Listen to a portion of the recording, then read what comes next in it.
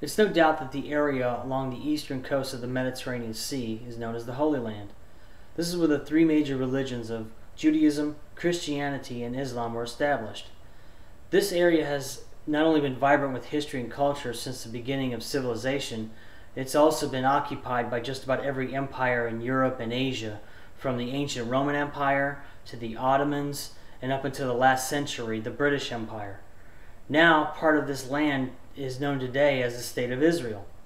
Ever since Israel's been recognized as a sovereign nation, tension in the region has been a constant balancing act between keeping the peace and preventing violence between the Israelis and Palestinians from spreading. So today, this is what I want to talk to you about.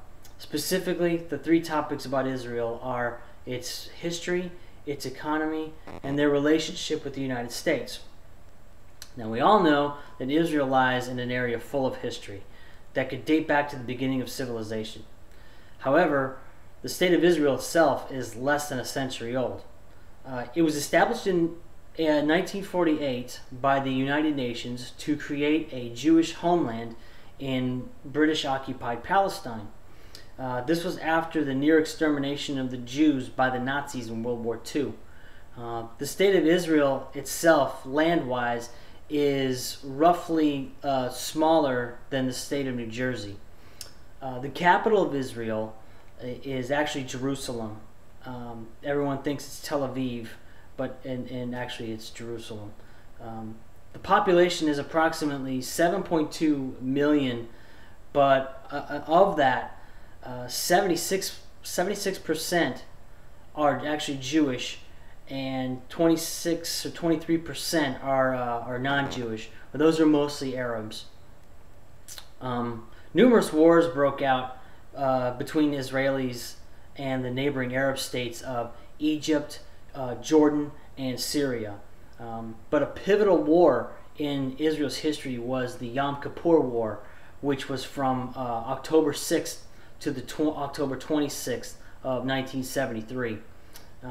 Egypt and Syria basically attacked Israel from the Golan Heights in the north and the Suez Canal in the south, respectively.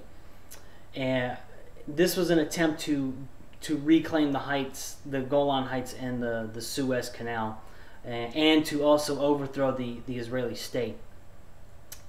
Israel was able to claim back the land and push back Israel and Syria within 2 weeks from the initial attack, and kept them off and kept them at bay and backed them back to the lines where they were before, until the UN issued a ceasefire. Back in 1978, President Carter initiated what is known as the Camp David Accords. This led to normalizations between Egypt and Israel. This was also the first time that an Arab nation recognized the Israeli state. Now, the following year, the Egypt-Israeli peace treaty was signed in Washington, D.C. back in March 26, 1979. But as part of the treaty, Israel would withdraw from the Suez Canal and return it to Egypt, and in return, Egypt would allow Israeli ships passage through the Suez Canal from the Red Sea into the Mediterranean and vice versa. Israel continually engages in diplomacy with Palestinian and Arab organizations between the West Bank and the Gaza Strip, following several years of terrorist incidents and retaliatory acts across the Israeli border. So now that you know a little bit about its history, next I want to talk to you about Israel's economy.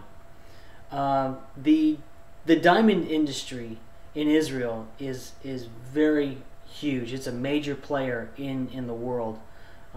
They actually have built they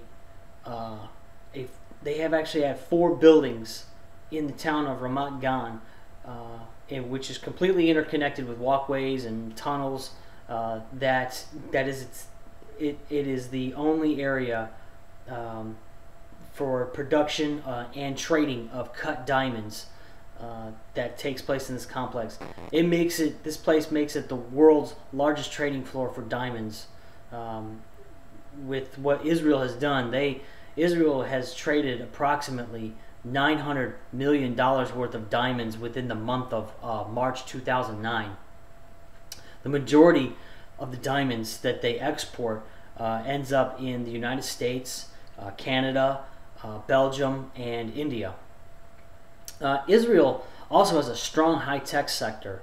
Half of its exports are in high-tech, which the majority of its exports gets at the rate of 37%, actually ends up in the United States. A lot of U.S. companies are based in Israel for research and development. Companies such as Microsoft, Intel, Cisco Systems, IBM, and Motorola, just to name a few.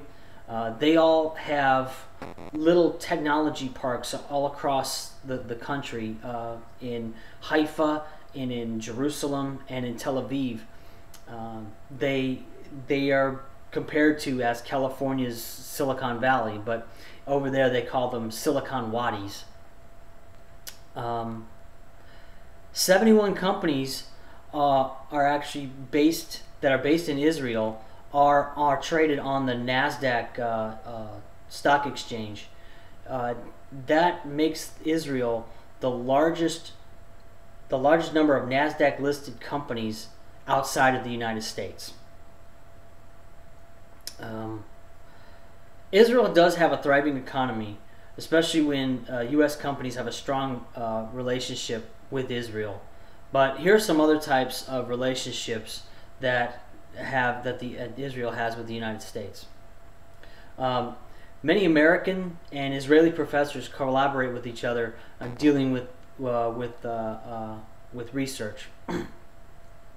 Some collaboration actually ends up having them win Nobel Prizes. In 2005, Robert Ullman and Thomas Schelling won an award jointly for economics. And in 2004, Aaron Chechanover, Abram Hershko, and Erwin Rose were awarded jointly the Nobel Prize in Chemistry. NASA has also assisted with the Israeli Space Agency in helping them launch their own satellite. By doing so, Israel actually becomes the 8th nation in the world to have a satellite in orbit.